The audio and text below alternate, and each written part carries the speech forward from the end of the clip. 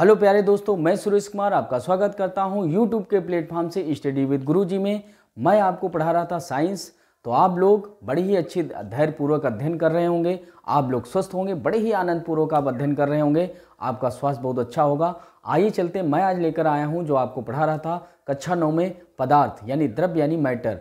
Matter को मैंने अपने बेहतरीन तरीके से पढ़ा दिया। आज मैं एक अवस्था को लेकर आया हूँ, ठोस अवस्था।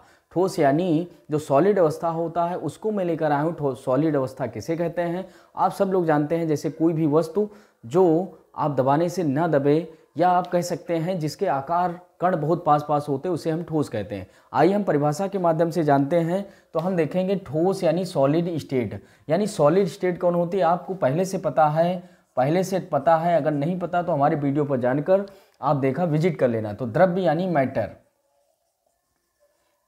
मैटर। अगर मैटर की बात करें, हमने पूरा बता दिया है। तो मैटर की अवस्थाएं कितनी होती हैं भौतिक, तो हम कहेंगे 3 अवस्थाएं होती हैं। 3 अवस्थाएं होती हैं। कौन कौन सी 3 अवस्थाएं होती हैं, तो हम कहेंगे पहली होती है ठोस, दूसरी होती है द्रव, तीसरी होती है गैस। ये प्यारे बच्चों आप पहले से जानते हैं कि मैटर, ठोस, द्रव, गैस 3 अवस्थाएं इसकी भौतिक होती। ठोस को सॉलिड कहते हैं, इसको लिक्विड कहते हैं, इसको गैसेस कहते हैं।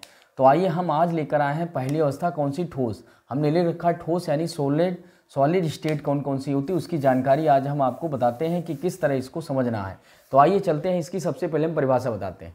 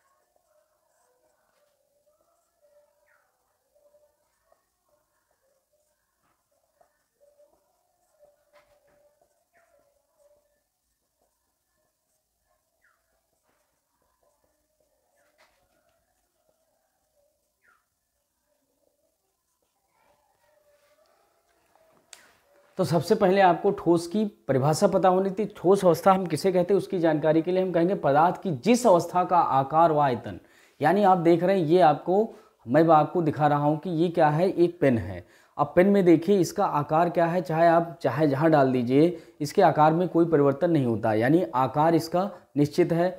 आयतन की बात करें, जितना ये आयतन लेती यानी जितना इसकी लंबाई चौड़ाई ऊंचाई जो भी है, वो जितनी भी इसका आयतन है वो सेम होता है। यानी इसकी वॉल्यूम और इसका शेप जो होता है सेम रहता है, इसका कभी नहीं बदलता, यानी निश्चित रहता है। अब विशेष भौतिक मतलब आघात करने या कोई आप परिवर्तन करना चाहते हैं तब तो संभव है। वैसे नॉर्मल तरीके से इसकी हम किसी भी अवस्था में परिवर्तन नहीं कर सकते हैं, तो इसे हम कहेंगे ठोस।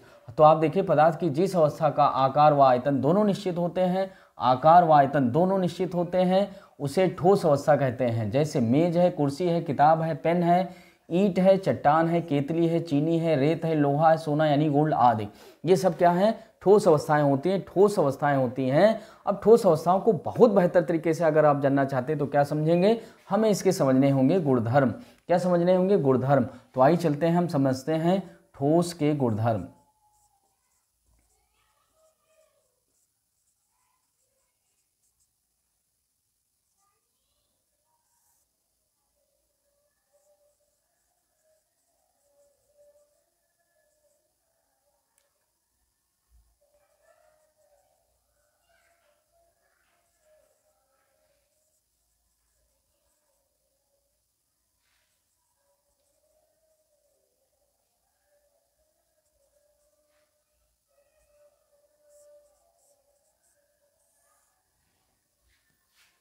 तो देखो हमने बताया ठोस के गुणधर्म यानी characteristics of the solid stage.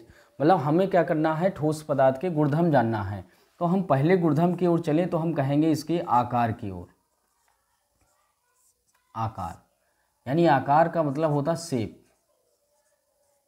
इसके अगर हम शेप की ओर जाएं तो कैसे पता करेंगे, आइए चलते हैं। तो सबसे पहले हम शेप को समझते हैं, चित्र समझ लेते हैं इसका कि कौन सा इसका चित्र होगा। जैसे ठोस है ये।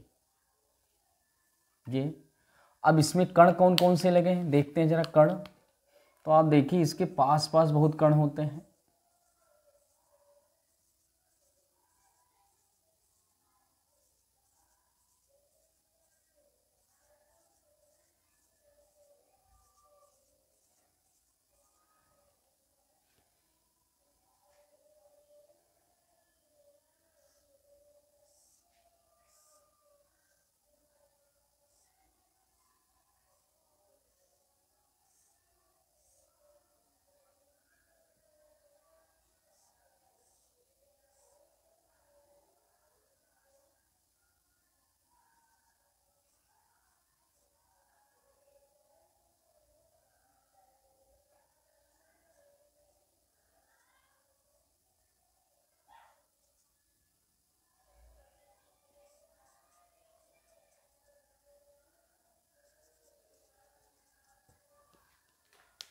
तो यहाँ पर क्या है दोस्तों, हमने एक ईंट का चित्र लिया है, कोई ईंट ली है, और ईंट के जब हम कण देखेंगे किस तरह होते हैं, इनके हम कण देखेंगे तो ये कैसी है कण संरचना, ये क्या है इसमें कण, या इसी को हम कहेंगे अणु। तो यानी कण या अणु कैसे होते हैं ये देखना है आपको।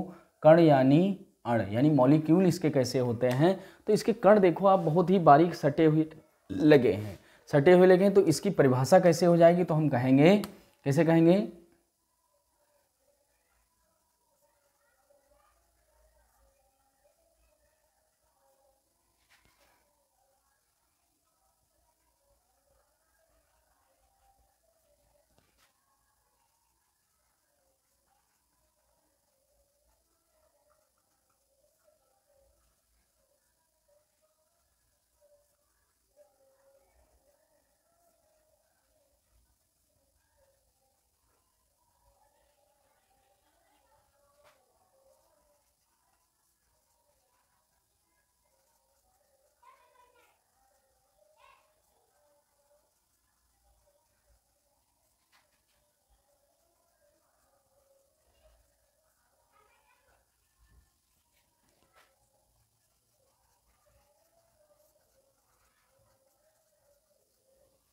तो यहाँ से देखेंगे इनका आकार यानी शेप। जितने भी ठोस पदार्थ होते हैं, ठोस पदार्थों के कण क्या होते हैं, अति निकट स्थित होते हैं। मतलब एक निश्चित क्रम में देखो आप, अति निकट ये निश्चित क्रम में सजे हुए हैं, सजे होते हैं, जिससे यह अपने निश्चित स्थानों पर ही सजे रहते हैं। देखो हमने बताया अपनी निश्चित स्थानों पर सजे रहते हैं। इससे इनका नहीं बदलता, इससे इनका आकार नहीं बदलता, इससे इनका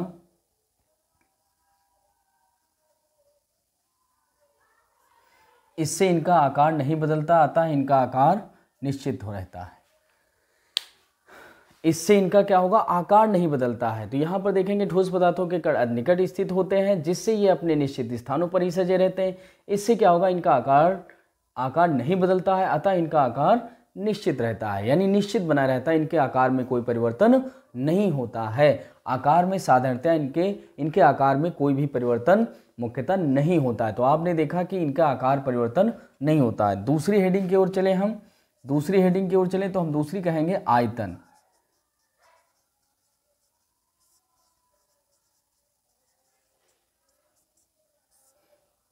दूसरी हेडिंग की बात करें तो आयतन यानी वॉल्यूम। तो यानी इनका वॉल्यूम भी यानी आयतन भी कोई नहीं बदलता। तो हम कहेंगे किस तरह बताएंगे,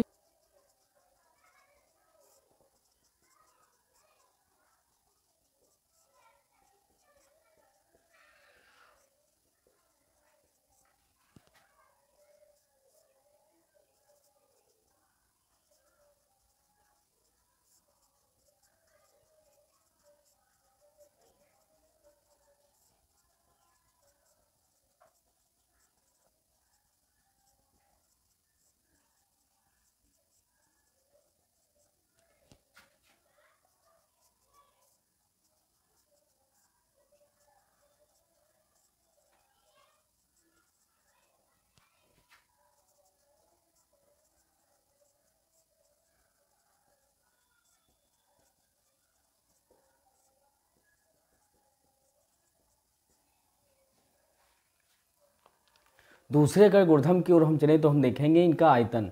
आयतन यानी वॉल्यूम, यानी सामान्यतः ठोस पदार्थों पर दबाव डालने पर इनके आयतन में कोई परिवर्तन नहीं होता है, क्योंकि इनके अणु पास पास स्थित होते हैं। इनके कण क्या हैं, अणु या कण क्या हैं, पास पास स्थित हैं। बहुत पास पास होने के कारण इसमें दबाव जब हम डालेंगे तो ये इधर से उधर नहीं जा पाएंगे, क्योंकि स्थान कोई है ही नहीं, तो जिसके कारण इसके आसपास नहीं जा पाते हैं, अपनी जगह पर ही बने रहते हैं। इस कारण इनका आयतन क्या हो जाएगा, निश्चित हो जाता है। अतः इनका आयतन भी क्या हो जाता है, निश्चित हो जाता है। तो प्यारे दोस्तों, मेरे मित्रों, अपने विद्यार्थियों, आपने देखा कि किस तरह हम पदार्थों को बता रहे हैं कि पदार्थ का आकार कैसा है, आयतन कैसा है। इसके बाद बहुत इंपॉर्टेंट हेडिंग हम लेकर आएंगे कि आपके गुणधर्म कौन है। तो हमारे चैनल पर अगर पहली बार आए हैं तो चैनल को सब्सक्राइब कर लीजिए, वीडियो को शेयर कर दीजिए। आइए चलते हैं तीसरी हेडिंग।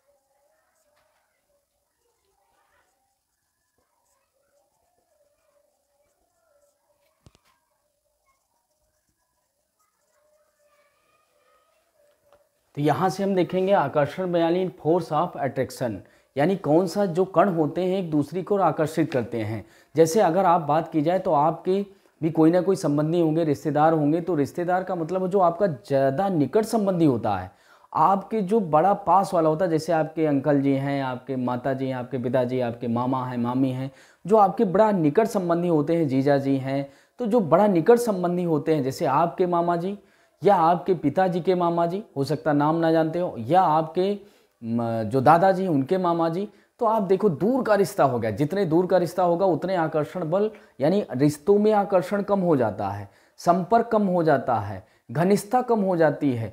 ये नहीं कि बिल्कुल खत्म होती, लेकिन होती है, लेकिन नगण्य की ओर हो जाती, यानी बहुत कम हो जाती, लेकिन संबंध निकट का जो रिश्ता होगा ज़्यादा होगा। तो वही चीज़ यहाँ से समझनी है। यहाँ देखो बहुत पास पास है, कण बहुत पास पास हैं। जब बहुत पास पास है तो बताओ आकर्षण क्या होगा, जो फोर्स ऑफ अट्रैक्शन है वो क्या हो जाएगा, बढ़ जाएगा। फोर्स ऑफ अट्रैक्शन बढ़ जाएगा। देखो ठोस पदार्थों के कण बहुत पास पास होते हैं, जिससे इनके मध्य का रिक्त स्थान नगण्य हो जाता है, यानी बीच में जो रिक्त स्थान हो क्या है, नगण्य हो जाएगा। एक कण के बीच दूसरे कण के बीच में जो दूरी है वो कम हो गई। जितनी दूरियां कम होंगी उतने रिश्ता मस्त होगा। क्या करेंगे, तथा अंतरा आणविक आकर्षण बल अत्यधिक या प्रबल हो जाता है, ताकि इनके कणों के मध्य आकर्षण बल क्या हो जाएगा, सर्वाधिक हो जाएगा। आकर्षण बल सर्वाधिक हो जाता है, आकर्षण बल सर्वाधिक हो जाता है। यानी ठोस कणों के मध्य या ठोसों में क्या होगा, आकर्षण बल अन्य अवस्थाओं की अपेक्षा बहुत ही प्रबल या सर्वाधिक होता है, प्रबल या सर्वाधिक होता है। अगले गुण की ओर चलते हैं हम, चौथे गुण की ओर। क्या है, चौथे गुण की ओर चले तो हम देखेंगे घनत्व, यानी हम डेंसिटी की अगर बात करें तो डेंसिटी की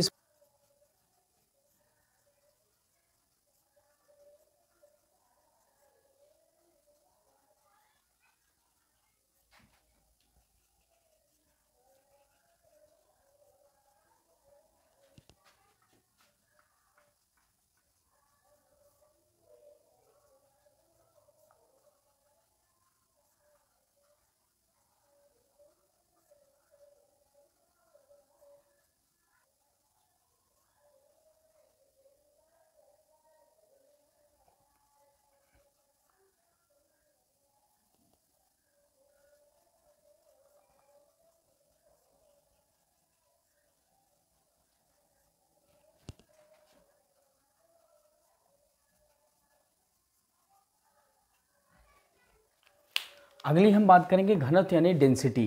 घनत्व यानी डेंसिटी। चौथा गुण कौन सा है? घनत्व यानी डेंसिटी।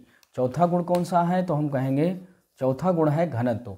तो देखेंगे आप ठोसों के कण या अणु अति निकट स्थित होते हैं, आपको दिख रहा है बहुत पास पास हैं, जिससे इनका घनत्व भी प्रबल हो जाता है। यानी इनका घनत्व का मतलब होता है किस तरह ये स्थिर है, इनके कण कितने घने हैं, डेंसिटी कितनी है, मतलब दूर दूर हैं पास पास हैं, तो इनकी डेंसिटी मतलब घनत्व का मतलब होता है कितने घने हैं। जैसे आप साधारण भाषा में बोलते होंगे कि हम घने घने बैठे, जैसे सीट पर आप बैठते हैं, एक सीट पर मान लें मोटरसाइकिल पर आप 2 लोग बैठ सकते हैं आराम से, लेकिन उस पर 3 लोग बैठ जाते हैं, तो 3 लोग बैठ जाते हैं क्या होते हैं? घने हैं, यानी बहुत ही पास पास। कुछ लोग क्या करते हैं, आगे बच्चे को भी बैठा लेते हैं, तो अब 4 लोग हो गए, तो यानी डेंसिटी धीरे धीरे क्या हो रही है, बहुत बीच में घनापन आ रहा है, इसी को हम कहते हैं डेंसिटी। जितने आप निकट होंगे उतने उसकी डेंसिटी ज़्यादा होगी, और जितने आप दूर दूर होंगे उतनी डेंसिटी यानी घनत्व उसका बढ़ता जाएगा। तो यहाँ से आपको समझना है, डेंसिटी बोले तो घनत्व।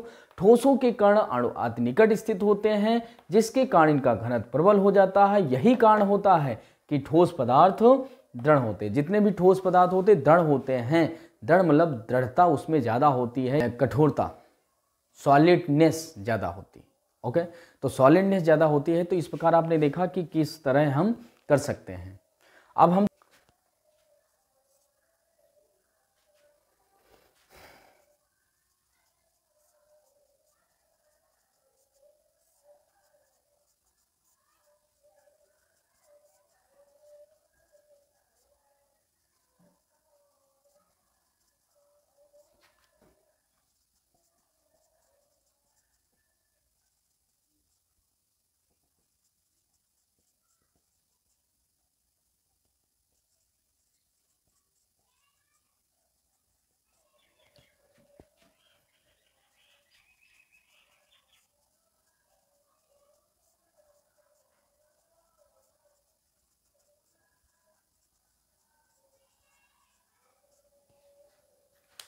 तो अगली हेडिंग आपके सामने, पांचवी हेडिंग कौन सी है? बहने का गुण यानी तरलता।